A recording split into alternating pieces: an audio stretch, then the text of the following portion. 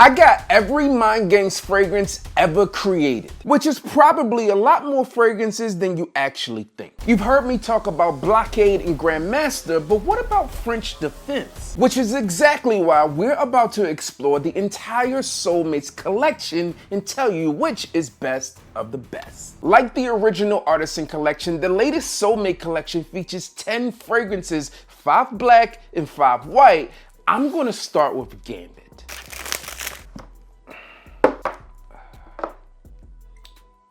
Gambit. It is petitgrain and patchouli. Now that sounds like some type of darker, this is good. Let's see what Gambit is all about. Gambit is designed for the modern player, daring and inspiring, and this fragrance is confident and unapologetically fiery. This fragrance starts off really, really nice. Oh man, put yourself in the mindset of something that's spicy, sensual, seductive, and probably an all-star fragrance for fall and or winter. Not only is Gambit spicy, but it also has a subtle sweetness to it, and it has a bunch of lavender here, which also gives it this calming effect. Across the room, the missus said she is digging this one, and fellas, this one could be a nice one for date night. Next, we have Unprise. Now, when I think of this fragrance, I think about a time my son and I were playing chess, and he taught me a new chess move, and he did it by using it and giving me the business. We were playing chess and he did en passant, and I said, you can't do that. I had no clue what it was. And he said, it's en passant, bro, look it up. So in passing, Unprise on the other side means under attack or in attack. So we shall see what this fragrance is all about. Is it attacking the nostrils?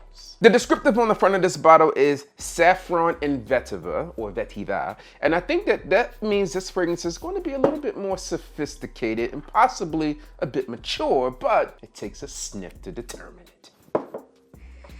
Unprise is good and very different than I thought it was going to be with this descriptive.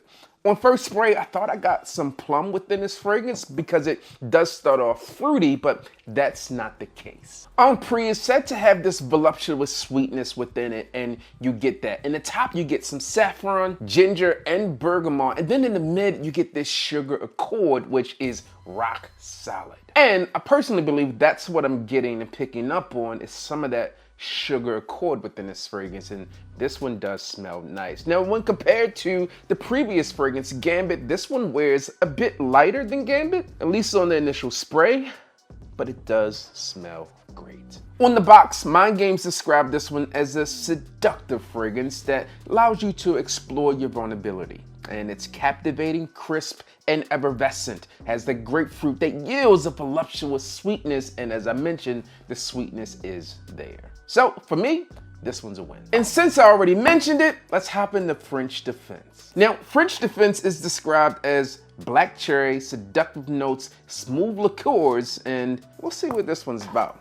I've recently been exploring some cherry fragrances, and they've been amazing. It's a note, man, I'm dropping things all over the place. Cherry is becoming a fragrance note I'm digging more and more, so let's see if French Defense can keep up. Primary notes on the front of this bottle are black cherry and amber. Okay. That cherry is present. That's good. This is good. If you're rocking French Defense, you might need to have your guard up because the ladies are gonna be chasing you down. This is a solid scent. Obviously, we're talking about the onset, but this one, seductive, has a sensual feel, and that cherry is one that just pulls you in. Now, here's the thing, with cherry fragrances, they can become kind of cloying. We saw that with Tom Ford Lost Cherry on the initial sprays on that fragrance. It took me a while to build up to that one, but this one here is a winner.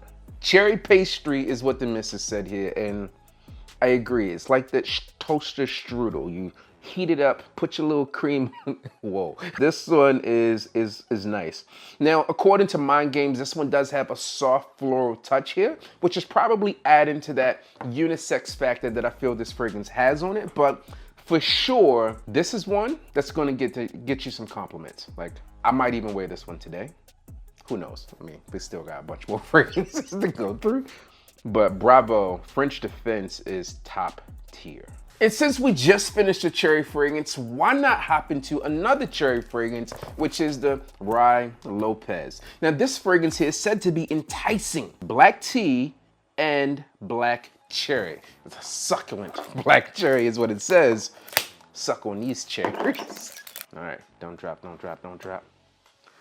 Try to come off on me. I'm beginning to think the delivery man was rough on this box because all these caps are trying to come off, but they cannot. I won't allow it. Now the front of this one says Davana and Plum, and I recently thought the other fragrance, Gambit, or one of the two, they had plum in it, but it did not. So this one obviously does because it's listed on the name. Let's see if I can detect it. This one's interesting. This one to me is not as captivating as the initial three, but I understand this one. Personally, on this first spray, this one has more of a feminine feel to me.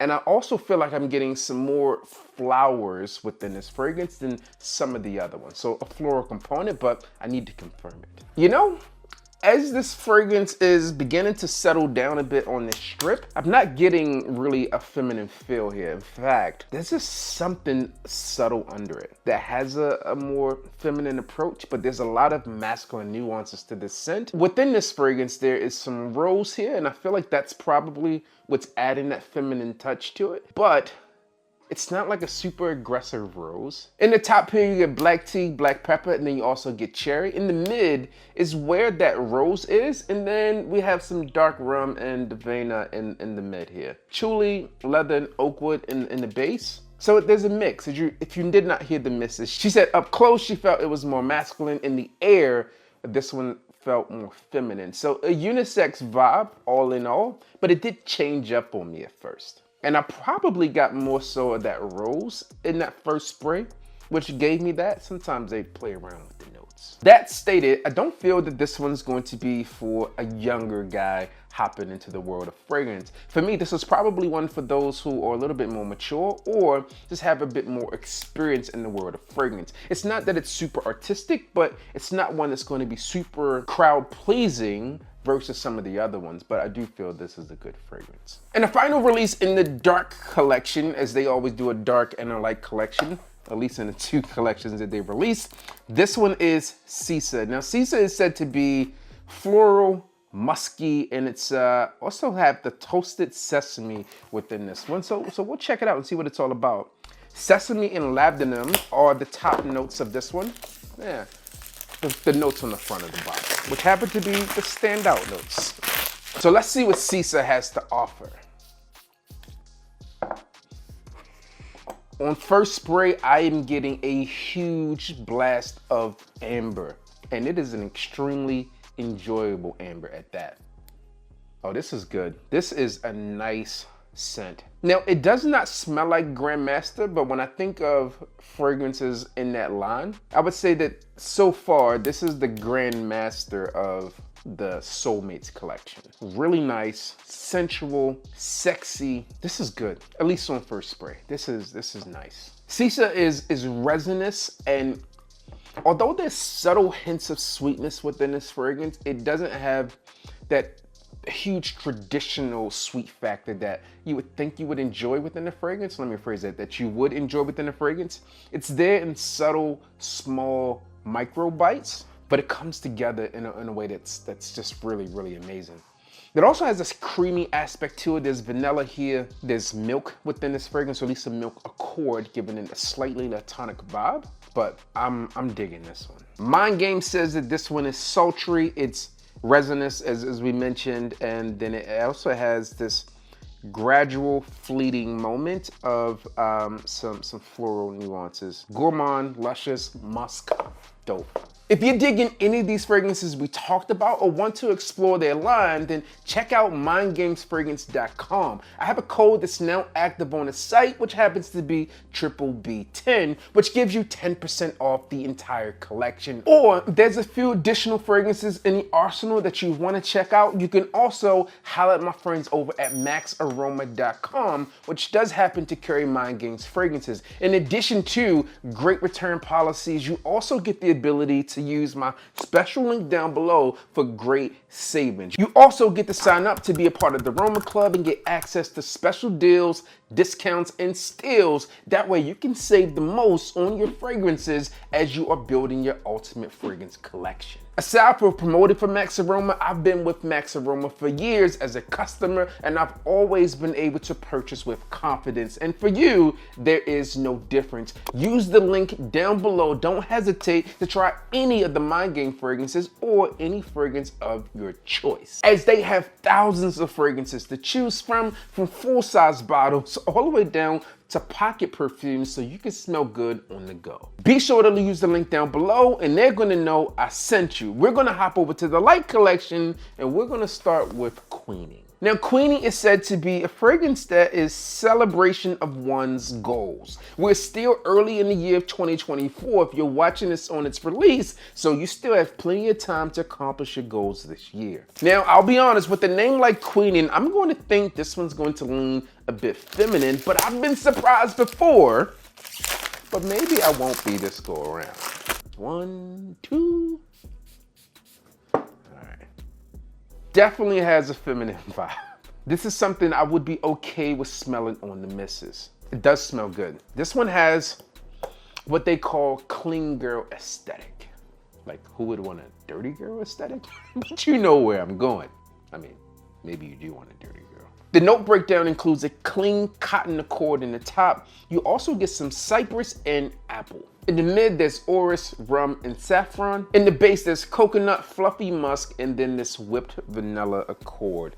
This one smells good. This one's really sensual. As this fragrance further dries down, or at least dies down a bit, some of that fluff or creaminess coming from that vanilla and that fluffy musk is present. I really do enjoy this. Now, with it having this cotton accord in the top, you might think that it smells similar to like clean clothes, and that's not what I'm getting here. It doesn't smell like something fresh out of the laundry, although it does come off as an extremely clean fragrance. Now, although I do believe this is more of a feminine fragrance, this is still a fragrance that I would wear myself. Smelling this fragrance, I kind of liken it to Xerjoff's Italica. Now, it's not as heavy in the lactonic feel, but that fluffiness and that overarching vanilla bean feel in this fragrance does give it a sweet vibe that's gourmand, and because of that, I feel like this is a fragrance that I could wear. Now, I would likely wear this more for cuddle buddy activity, close encounters, when I need that really sensual vibe without being overpowering, or just something fresh out of the shower for that close encounter activity. This one could be good, but as the name would imply, I do feel like this one does have a bit of a more feminine feel to it, but it's a winner. I'm also going to guess by the name of this next fragrance. This one is also more of a feminine touch. This fragrance is called Leonora. Now, we went from Queening to Leonora. Let's see what this one can do. Now, here's the interesting thing. Fragrance, some people will say it doesn't have any gender attached to it. Personally, I feel some lean more masculine and some lean more feminine, but you wear what you desire to wear when you desire to wear it. I'm just gonna tell you how I feel about it. Do with it what you will. Notes listed on the front of this fragrance are passion fruit and freesia. And when I think of passion fruit, I think of Drake's song. All right, let's see what we got here. Yeah, this one has a feminine feel. This one is a woman's fragrance. I don't care what no one says about it. This is for women, but this is good. Like really, really, really, really good. Sheesh. This has this bright opening and it almost has this sparkling nature to it. It's airy, slightly sweet. Let's see what it says. This one celebrates seductive allure, grace, beauty, and wisdom. Just by the name of it, grace, beauty, and wisdom. That grace and beauty lead me to think it's for women. This is indulgent bursts of fruits and florals. You get that on the onset. Boom, fruitiness, florals in this, which is why I came off immediately that this smells like something a woman would wear. Sexy. This is a sexy fragrance. It also goes on to say that this one has creamy notes of sandalwood, capturing the passion and romance of new love. Now, oftentimes we wear fragrance and the women want to take your hoodies or whatever you had on with them so they can smell you all day. This is one of those ones that you might have on your bedsheet pillow. You lean over and smell from time to time and think about it when she's not there. This is a really nice fragrance. If you're thinking about picking one up for your lady, Queenin and Leonora could definitely be one for the books. All right, let's hop into this next one, which is called The Forward. And I'm not sure what this one's going to be about or where this fragrance will lean. So far, the two fragrances that we smell from the light collection tend to be a bit more feminine. And that was not the case on the first collection, the Artisan. The first fragrance I picked up from that collection happened to be Blockade, which was such an amazing fragrance and is still such an amazing fragrance. There's a few bottles of that in the household as we speak. All right, The Forward. It has salt. That is an interesting note. All right. I'm digging this. I'm digging this. Give me a second. Forward opens up with a blast of salt, but it's not like an overly salty dish. It's like a nice rock salt or something sprinkled over a gold foil steak. In addition to that, you get some citrus nuances within this fragrance, which gives it a bright feel. And as it further develops on, I'm getting some type of wood within this fragrance. This is really nice. It's almost mouth-watering at this time, which is interesting because from the light collection, they traditionally aren't gourmand, but it does have hints of gourmand nature within this scent. I had to pause for the cause just to see what was going on with this fragrance. There is Mandarin from Madagascar as the center stone of this fragrance, and it's bright, it's effervescent, and it is alive well in your face, but really in a good way. As I mentioned, there's this mouth-watering feel here that comes from this jasmine sambac, which has a juicy component to it. Fellas, I'm digging this fragrance. Also, this is one that's extremely unisex in my humble opinion. And even when hearing about this fragrance, the breakdown, this one here is made with women in mind in terms of things that help them move forward. But let me tell you, that's a good one, and I would rock that one for sure. Next we have Barry, which is said to be a breathtaking Mediterranean landscape of a fragrance. All right, let's dig into this one. Citron and musk are the notes listed in the front. So let's see what this is all about. Okay, this one has a classic cologne feel. Bright citruses in the open. Definitely feels more of a masculine fragrance than the others that we smelled so far, but definitely a fragrance that could be unisex. In addition to that bright opening, there is this subtle smokiness within the fragrance. It doesn't come off as aggressive. It does come off as something that's extremely enjoyable. And as I keep going back to it, that smokiness within the background of this fragrance is becoming a bit more present. Now, don't get it confused. I mentioned the smokiness here, but the citron or citrus within this fragrance is a bit bubbly, almost like a champagne or champagne. Extremely enjoyable, extremely wearable. This is one that you can wear to the office as a business professional, not really offend anyone. And there's an elegant nature to this overall composition. The base of this fragrance is said to have some amberwood musk and some incense. This is an extremely unique blend of notes, but it comes together as something that is so familiar in my opinion. I'm digging this one. I would recommend. And the final fragrance that we're going to talk about today is called Sunvo. Let's see what this one is all about. It says Rose and Palo Santo. I've become a fan of Palo Santo fragrances. Rose fragrances as well, just depending on how they're done. Let's see what this fragrance says about it before we open it up here. This one is meant to lead you through a coastal dream with nuances of sea salt, grapefruit, jasmine, drenched in a cascade of cypress and freesia. So this one could be a unisex fragrance. That rose there is probably going to be active within a fragrance like this. And the Palo Santo, let's see how that one shines through here. And that will complete us for the new Soulmates collection. And just in case you didn't know, Soulmates collection was really created to match the perfect fragrance for you fragrance lovers out there. You're looking for that one of one that you'll always love. That's what the Soulmates collection is all about. And so far, we've been coming across some heat. Okay, the rose is there. I'm getting the rose. The rose in this one is similar to a rose that you might find in Parfum de Marly's Delina. but it doesn't smell like Delina. This is good. God damn, this is good. I say it doesn't smell like Delina, but it does put me in the mind state of Delina. I feel like if the missus was still here and she had to smell this one, she would truly enjoy this one, man.